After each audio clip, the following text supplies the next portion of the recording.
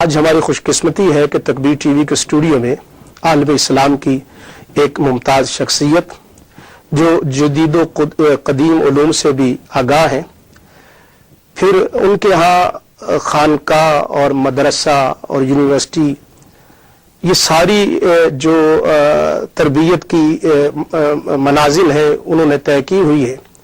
تو میری مراد دنیا اسلام کے ممتاز مفکر،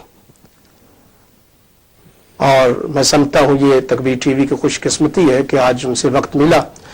میری مراد آستانہ علیہ بگھاڑ شریف کے سجادہ نشین اور اس وقت فیصل مسجد کے خطیب اور علم و تحقیق کی دنیا کے شناور جناب حضرت علامہ پیر ڈاکٹر محمد ساجد الرحمان صاحب ہمارے درمیان تشریف فرما ہے۔ حضرت السلام علیکم ورحمۃ اللہ۔ بہت شکریہ حضرت، آپ تشریف لائے۔ کہ قرآن مجید نے اس امت کو بہترین امت قرار دیا، میں چاہوں گا کہ وہ کیا اوصاف ہیں جن کی بنیاد پر یہ امت بہترین امت قرار دی گئی، اور پھر اس کے بعد ہم یہ گفتگو کا سلسلہ پھر آگے بڑھاتے جائیں گے۔ بسم اللہ الرحمن الرحیم، الحمدللہ وحدہ والصلاة والسلام علی من لا نبی بعدہ۔ محترم شاہ صاحب، اس میں کوئی شک نہیں ہے کہ پوٹینشل کے اعتبار سے وہ ذہنی صلاحیتیں ہوں یا جسمانی استعداد کار، اللہ رب العالمین نے اس امت کو، امت محمدیہ صلی اللہ علیہ وسلم کو بے پناہ صلاحیتوں سے بہرامند کیا ہے۔ خود آپ اس دور آغاز کی طرف توجہ فرمائیں، بالخصوص وہ سرزمین، وہ معاشرہ جس میں سید دو عالم صلی اللہ علیہ وسلم کی بعثت مبارکہ ہوئی، وہ ناتراشیدہ ضرور تھا، لیکن کسی قوم کے اندر جو خوبیاں پائی جانی چاہیے وہ اس معاشرے کے اندر وہ صلاحیت پوری طرح موجود تھی۔ پوٹینشل تھا لیکن اظہار باقی تھا، اظہار اس کا تجاوز کر رہا تھا، صحیح، اس کی تہذیب نہیں ہو پا رہی تھی۔ صحیح۔ مثال کے طور پر میں عرض کرتا ہوں کہ وہ شجاع تھے، دلیر تھے، لیکن ان کی یہ دلیری باہم لڑائی جھگڑوں کے نظر ہو رہی تھی، باہم دست و گریبان تھے، ان کی یہ دلیری ڈاکہ زنی پہ، صحیح، اور ایک دوسرے کے قبائل کو نیچا دکھانے میں سخی تھے، لیکن جو کچھ ان کے پاس تھا اس کو بے تحاشا لٹا دیتے تھے۔ صحیح، اعتدال نہیں تھا، اعتدال نہیں تھا۔ علی ھذا القیاس آپ دیکھ لیجئے کہ وہ قومیں بام عروج کو پہنچتی ہیں جنہیں علم و ادب کے ساتھ شغف ہو۔ صحیح۔ تو سید دو عالم صلی اللہ علیہ وسلم کی بعثت مبارکہ کے وقت جاہلی شعراء کس مقام اور مرتبے کو چھو رہے تھے، ان کا کلام شاہد ہے، صحیح، اور وہ اس پہ بڑے فرحاں اور نازاں تھے، لیکن ان کی یہ ساری شاعری اور علم و ادب کا یہ سارا پوٹینشل لغویات کی نظر ہو رہا تھا۔ صحیح۔ تو پوٹینشل اس قوم کے اندر پوری طرح موجود تھا۔ ٹھیک۔ حضور سرور کونین صلی اللہ علیہ وسلم نے آ کر اس کی جو تہذیب فرمائی اور اس کی جو کانٹ چھانٹ کی اور ان کو ایک منزل اعتدال پہ لائے، تو وہ دنیا کی بہترین قوم بن گئی۔ ماشاءاللہ۔ پھر آپ دیکھ لیجئے کہ آج تاریخ، اگر کوئی شخص ناانصافی پہ نہ اتر آئے بالکل صحیح، اور تعصب کی عینک کو اتار کر امت کے جملہ مدبرین پر ایک نظر دوڑائے تو ابو بکر جیسا مدبر کہاں نظر آتا ہے؟ سبحان اللہ، یقیناً اور فاروق اعظم جیسا حکمران کائنات میں نہیں. کہاں نظر آتا ہے؟ صحیح.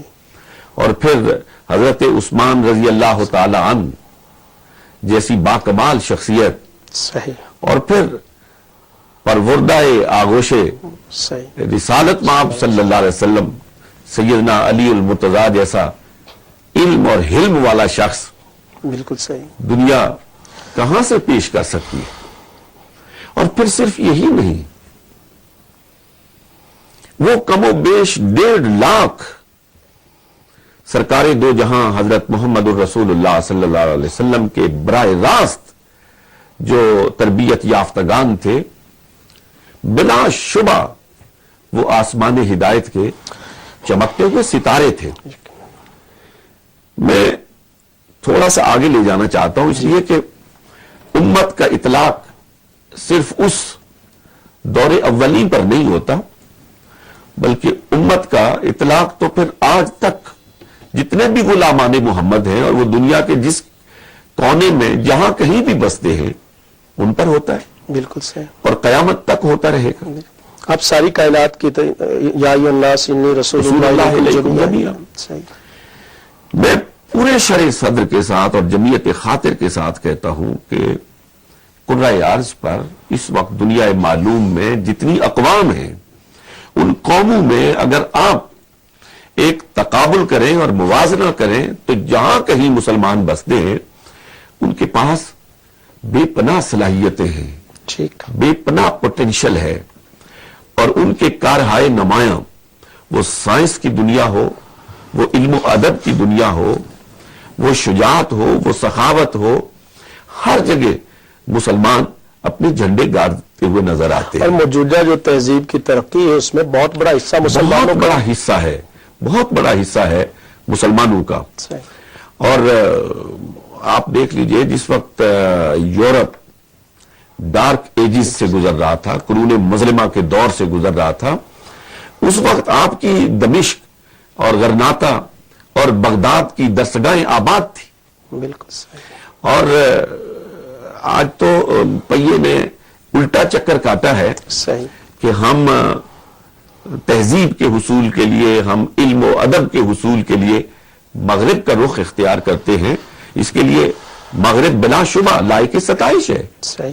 لیکن ایک وقت تھا مسلمان قوم کے پاس کہ اس وقت علم و ادب کی متلاشی وہ مسلمانوں کی درسگاہوں میں جاتے تھے. وہ دمشق جاتے تھے، غرناطہ جاتے تھے، بغداد جاتے تھے، اور وہاں سے جا کے وہاں جو موتی علم و ادب کے وہ ڈیلے جاتے تھے، ان سے جھولیاں بھر کے واپس لاتے تھے.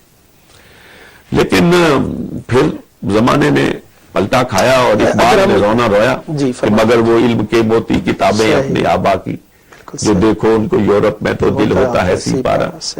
تو پھر ذرا زمانہ وہ جو ہم نے وہ جو ترقی کی منزل طے کی، اور غرناطہ کا آپ نے تذکرہ کیا، بغداد کے اندر علم کا ایک مرکز ہے، دمشق دیکھیں، دیگر شہر دیکھیں، تو ایک عام جو اس وقت ناظر ہے اور جو سننے والا ہے تو وہ کیا یعنی عناصر ترکیبی تھے؟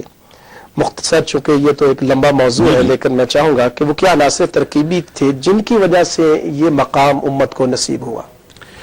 ایک تو یہ تھا جی کہ دیکھیے جو علم و ادب کے شعبے ہوتے ہیں جی، اور جو دیگر تمام ترقی کے عناصر ہیں، ان پر جب تک حکومت کی سرپرستی نہ ہو، ٹھیک، جب تک عوام کا اور حکومت کا رشتہ مضبوط و مستحکم نہ ہو تو یہ ادارے پروان نہیں کر سکتے. میں اس کی ایک چھوٹی سی مثال آپ کی خدمت میں پیش کرتا ہوں. جی. ابن الحیثم کو سائنس کی دنیا میں کیا مقام حاصل ہوا؟ بہت بڑا نام. ابن حیان کو کیا مقام حاصل ہوا؟ صحیح. آپ کی حکمت اور آپ کی طب نے اپنا کتنا لوہا بنوایا، لیکن پھر وہ جہاں تھی وہیں پر رک گئی، اس لیے کہ اس کو مناسب سطح کی سرپرستی حاصل نہیں ہو سکی ہے.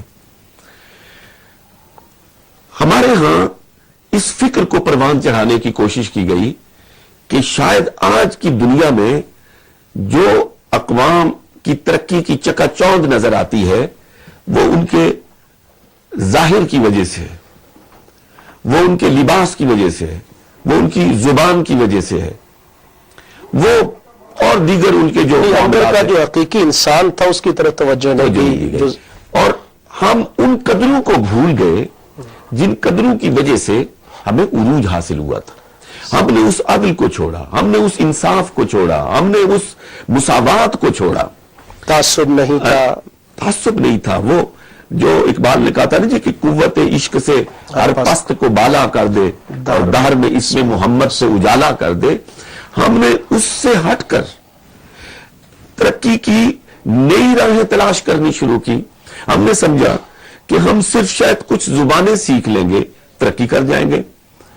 ہم نے سمجھا کہ شاید ہم ایک خاص قسم کا لباس اور وضاقتہ اختیار کر لیں گے تو اس کی وجہ سے اقوام کی صف میں ہمیں عزت اور وقار کا مقام نصیب ہو جائے گا. قومیں اس طرح عزت اور وقار حاصل نہیں کرتی. بہت بنیادی بات ہے. قومیں عزت اور وقار حاصل کرتی ہے علم سے، اخلاقی قدروں سے، حکمت سے، دانائی سے، اپنے کردار کی وجہ سے. اور بدقسمتی سے بیشتر ہمارے مسلمان ممالک ایک مدت تک غلامانہ زندگی گزارتے رہے. پھر آہستہ آہستہ ان کو آزادی بھی ملی، لیکن وہ جسمانی آزادی مل گئی، صحیح، روحانی غلامی سے وہ آزاد نہ ہو پائے. اور آج بھی ہمارے بیشتر ممالک جو کسی وقت میں ایک کالونی کی حیثیت رکھتے تھے وہ آزاد ہونے کے باوجود ذہنی طور پر وہی غلامی کی فکر رکھتے ہیں. جب تک ہم اس غلامی کی فکر سے آزاد ہو کر اپنے اصل منبع کی طرف، میں اکثر شاہ صاحب کہتا ہوں کہ لوگ کہتے ہیں کہ لک فارورڈ، آگے دیکھو، صحیح، اور تمہیں ترقی کی نئی راہیں کھلتی ہوئی نظر آئیں گی. میں کہتا ہوں کہ مسلمان آگے نہ دیکھے، اللہ اکبر، مسلمان پیچھے دیکھے. اس لیے کہ اس کی ترقی کا دور پیچھے ہے. سبحان اللہ. اس کے مینارہ نور ابو بکر و عمر عثمان و علی ہے. سبحان اللہ. اس کے مینارہ نور امام غزالی ہے. اللہ. اس کے مینارہ نور فخر الدین رازی ہے. اس کے لیے مینارہ نور ابن کثیر ابن اسیر ہے. اس کے لیے مینارہ نور جلال الدین رومی ہے. اس کے لیے مینارہ نور معین الدین چشتی اجمیری ہے، داتا علی اجمیری ہے. جہاں علم بھی ملتا ہے، جہاں فکر بھی ملتی ہے، جہاں دانائی بھی ملتی ہے، اور جہاں اس علم کے ساتھ تربیت کا ایک آمیزہ بھی ملتا ہے. اللہ اکبر. اور جب علم اور تربیت دونوں مل کر ایک آمیزہ تیار کریں، ان کے اندر ایک امتزاج پیدا ہو، تو پھر شخصیتیں نکھرتی ہیں. صحیح. پھر ایسی شخصیتوں پر مشتمل قومیں ایک اقوام کی صف میں عزت اور آبرو کے ساتھ کھڑی ہوتی ہیں. سبحان اللہ. کاش کہ ہم بہت آگے دوڑنے کے بجائے اپنے اسلاف، جو قومیں اپنے ماضی سے کٹ جاتی ہیں وہ کبھی مستقبل کو تعمیر نہیں کر سکتی ہیں. صحیح فرمایا. دیکھیے میں ایک خاص جانب آپ کی توجہ مبذول کرانا چاہتا ہوں. جی یقیناً آپ نے بنیادی جو بات ہے بہت یعنی آسان انداز سے آپ نے ایک تجزیہ فرمایا کہ یعنی علم کے ساتھ جو شغف تھا اس میں کمزوری آئی. فقط ظاہری نمود و نمائش، ریاکاری، دکھاوا، اس کی طرف ہم چلے، لیکن جو اصل اسلام